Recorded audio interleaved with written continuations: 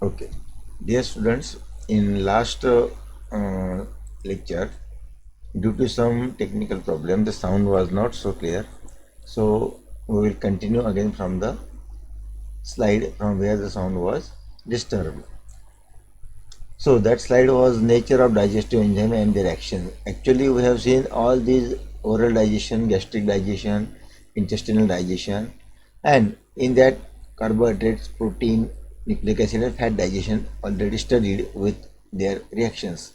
But now here the summary chart shows that the salivary, this is the enzyme column, this is the production organ which is responsible for the secretion of enzyme, then site of release where the secretion is poured, and it's a pH level, either acidic, basic, or neutral. So carbohydrate digestion was carried out by salivary amylase present in salivary glands, secreted in mouth, and these are of neutral, means pH level is 7. We can say neither acidic nor basic. The pancreatic juice is basic in nature, secreted by pancreas into the small intestine. Maltase is produced in small intestine and secreted in the small intestine, because these are present in the intestinal wall and they secrete the enzyme. So likewise, protein digestion was carried out by pepsin, trypsin, and peptidases, respectively secreted by gastric glands, pancreas, and stomach, or small intestine, gastric glands, pancreas, and small intestine. And gastric glands are present in stomach, secretion in the stomach, and these are acidic. Only one pepsin or gastric glands are secreting the acidic material, remaining all secreting basic material, except salivary gland, which are neutral.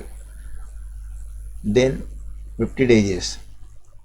Peptidases are also located in the small intestinal wall and basic in nature. The nuclease and nucleosidases are secreted both by pancreas and poured their secretion both in a small intestine and are basic in nature, whereas fat digestion was carried out by lipase present in the pancreas and secreted by the same cells into the small intestine and are basic in nature. In this way, the carbohydrates, proteins, and fat digestion along with nucleic acid was carried out. Next, digestion of carbohydrate, protein, and fats. Separately, we will study all the sugars, generally called as carbohydrates, are absorbed in the wall of intestine and stored in the liver in the form of glycogen. Therefore, here the starch glycogen is written, because all the starch materials are digested into the maltose sugar or any other sugars and stored in the form of glycogen. Whenever they are needed for the production of energy, they split into disaccharides and monosaccharides. So disaccharides generally maltose, sucrose, and lactose. So lactose is a milk sugar. These all are converted into the simpler molecule of sugars, or we can say simpler molecules of carbohydrates, that is glucose, fructose, and galactose, or we can say two molecules of glucose from maltose, one glucose and one fructose from sucrose, and one glucose and one galactose from lactose in presence of these enzymes maltase, sucrase, and lactase respectively. So in this way, this digestion of carbohydrate is carried out. This chart is referred from the website given here as a reference. The next, digestion of protein is also carried out with in presence of trypsin. Therefore, trypsin is the main enzyme, and this chart is referred from this website. Trypsinogen is converted into trypsin in presence of enteropeptidases or trypsin, we can say simple. Then chymotrypsinogen is converted into chymotrypsin in presence of trypsin. Everywhere trypsin is the mediator, trypsin is the responsible material or which carry out the facilitated the reactions. Procarboxypeptidase is converted into three elements, that is carboxypeptidase A, carboxypeptidase B, and aminopeptidases. Proelastase is converted into elastase, in presence of trypsin. Procoleops converted into coleops in presence of trypsin. So these are the protein materials converted into the simpler protein materials in presence of the main trypsin enzyme or main element trypsin. This is the digestion of protein. And now digestion of fat. In general, the digestion of fat, the molecules of fat materials are converted into fatty acid and glycerols. This is the simple digestion. But some of the digestive actions of these fat materials are carried out in the stomach in presence of gastric lipase enzymes, which hydrolyzes the fat molecules into monoglyceride molecules and fatty acids. Whereas in small intestine, the same digestion of fat material, either fat, emulsified fat, diglyceride, monoglyceride or emulsified fat material are digested into the fat material is digested into emulsified fat in presence of bile. This emulsified fat is digested into fatty acid and diglyceride in presence of pancreatic lipase enzyme. These diglycerides are converted into fatty acid and monoglycerides in presence of pancreatic lipase. These fatty acid and monoglyceride, now monoglyceride is converted into fatty acid and glycerol in presence of pancreatic lipase. Now this glycerol or fatty acids both are separated. Now this fatty acid or we can say emulsified fat is converted into monoglycerides and fatty acids. The same thing again carried out here. And in this way the pancreatic lipase plays a key role in the digestion of fat material. And this chart is referred from this website of Quora.com. Next, now here the real lecture number 10 will start now. The next lecture is on absorption of food material. Whenever the digestion is completed, the food is absorbed in the blood and then stored in the liver, and in next third stage it is assimilated, means distributed in the body organs for the production of energy. How the absorption takes place, from where the absorption takes place? Absorption takes place in the walls of intestine by the villi. Villi are the internal control-like structures which are present in the internal folds of mucosa. And the mechanical digestive processes have only one goal, that to convert the digested food material into the small molecules and small elements, and they are absorbed through the epithelial walls, through the villi, and stored into the storage cells or liver cells. The absorptive capacity of the alimentary canal is almost endless, means this is continuous process, it never stops. Each day the alimentary canal processes up to 10 liters of food, liquids and gastrointestinal secretions, yet less than 1 liter enters the large intestine, means the maximum material absorbed from the intestinal wall is water. It plays a key role along with all food materials dissolved there to the food. Then all ingested food material, about 80% of the electrolytes and 90% of the water molecules are absorbed in the small intestine. Although the entire small intestine is involved in the process of absorption of water and lipids, most of the absorption of carbohydrates and proteins occurs in jejunum. In the next part, the jejunum plays a key role in absorption of the food material. One more thing is important to be noted here, that the bile salts and vitamin B12 are absorbed in the terminal ileum, means in the end of ileum the salts and vitamins are absorbed simply, and by the time chyme material, means semi-digested semi-liquid material, chyme material passes from the ileum into the large intestine. It is essentially indigestible food. Chyme is not completely digested. It is essentially indigestible food residue, mainly plant fibers like cellulose, etc., and some water and millions of bacteria are there. So, this absorption activity is mostly carried out in the intestine, particularly in the jejunum and ileum of the small intestine. Then the further action of absorption of food material, the digestive secretions and absorption of water material is carried out in the intestinal wall.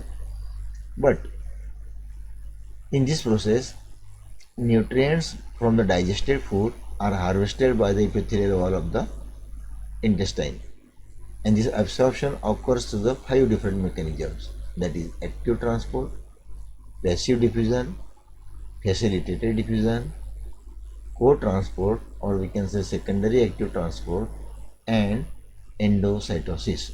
These are the 5 basic ways or mechanisms through which the action of absorption is carried out. So we will see one by one. The active transport. The active transport is the transportation mechanism in which the material moves from lower concentration to higher concentration throughout the or across the cell membrane. This is called as active transport. And this transportation mechanism is up the concentration gradient mechanism, and it requires energy for the carrying out the activity of transportation, and therefore this is called as active transport. This is very actively carried out up the concentration gradient and using the ATP or adenosine triphosphate energy to move the substances forward as a pumping mechanism, or we can say pumps. Second, where there is no need of energy but it directly passes from the membrane is called as diffusion, passive diffusion. Or we can say passive diffusion refers to the movement of substances from the area of higher concentration to the area of lower concentration, totally inverse from the active transport. As in active transport, the food substances, materials passes from the lower concentration to higher concentration, and here from higher concentration to the lower concentration. While facilitated diffusion refers to the movement of substances from an area of higher to an area of lower concentration, and this using a carrier protein in the cell membrane. Here one more thing is to be noted, that the carrier proteins are helping to pass this material from the membrane, and therefore it is a simple and passive mechanism of transportation, therefore known as passive diffusion. In the next absorption mechanism, we will see co-transport. In co-transport, the movement of one molecule through the membrane from higher to the lower concentration to power the movement of another from lower to the higher, and therefore it is called as co-transport. Means this activity is carried out by the correlation of each other, we can say the molecules present in the membrane or the molecules which is to be transported across the cell membrane. Then finally, endocytosis is a transportation process in which the cell membrane engulfs the material. It directly engulfs the material. Therefore, it is called as endocytosis. The material which enters in the cell, or cytosis, we can say the process is cytosis. It requires energy, generally in the form of adenosine triphosphate or ATP. Because the cell's plasma membrane is made up of hydrophobic, then phospholipids, then water soluble nutrients, and must use the transport molecules embedded in the membrane to enter the cells. So this is the mechanism through which these phospholipids and water soluble material are transported. Moreover, Substances cannot pass between the epithelial cells of the intestinal mucosa because these cells are bound together by the tight junctions. If they are free and loose, they become pass directly or easily, but as they are tightly junctioned with each other, so they are not possible to pass directly through the epithelial cells. But if thus the substances can only enter blood capillaries by passing through the apical surface of the epithelial cells and into the intestinal interstitial fluids, this we can say the cells interstitial fluids, water soluble nutrients enters the capillary blood in the villi and travel to the liver via the hepatic portal vein. As I previously told you that the all absorbed food material is passes from the intestinal walls through the epithelial cells into the blood, and then from blood it is passes to the hepatic cells for the storage, because liver is the largest storage organ, and from liver the all food materials, all constituents are transported to the different body cells and organs as per the need of the organ or need of the energy. Now, at last, absorption is the process by which the end product of digestion passes through the intestinal mucosa into the blood or lymph. It is carried out by passive, active, or facilitated transport mechanisms, and water simply moves through the membrane by osmosis. And small fat soluble substances, example fatty acid, glycerol, these are able to diffuse directly through the cell membrane. They no need to pass either by active or passive way. And while others are generally transported inside the villi, again come here the intestinal wall, villi by other mechanisms. We have already seen that in passive transport or simple diffusion processor, or simply the electrolyte materials or chloride materials or ions or water or glucose, sugar, whatever, it simply passes from the membrane called as simple diffusion. And the passage of these substances into the blood depends on the concentration gradient, because in active transport they move against the concentration gradient. Here the active transport mechanism is explained in details, how the micromolecules or the micro food materials which are digested completely and absorbed through the walls of the intestine. So active transport needs energy, it works against concentration gradient, and these nutrient materials like amino acid, monosaccharide, glucose, fructose, electrolytes, sodium, salts, all these are absorbed in the blood by this mechanism of active transport. Whereas some of the substances like glucose, amino acids are absorbed with the help of carrier proteins. They require a carrier material to carry the, therefore it is called as carrier or facilitated transport, because this mechanism is facilitated by carrier proteins. Therefore it is called as facilitated transport mechanism. Furthermore, the fatty acids and glycerol material which are digested from the fat are being insoluble and cannot be absorbed in the blood. Therefore, they need to be transferred into the other small molecules, and then again other small micromolecules, and these micromolecules are to be absorbed in the blood. So there are 3 steps to absorb the fat materials into the blood to the liver. So the fat materials are incorporated into the smaller droplets, generally called as micelles, and which moves into the intestinal mucosa. They are reformed into very small protein coated and fat globules. These are generally called as chylomicrons, and which are transported into the lymph cells, or to which generally called as lacteals. The capillaries of lymph vessels are called as lacteals, and which are present in the villi of the intestinal wall.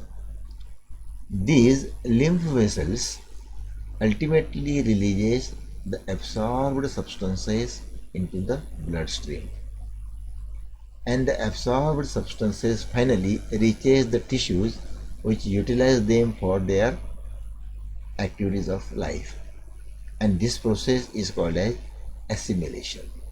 Whenever the food is digested, then absorbed and finally assimilated to the organs for the production of energy there too, for the facilitation of that particular mechanism. Uh, this is about digestion, absorption and assimilation. So next topic or next issue of the same mechanism will be studied in the next lecture. Till then, see you.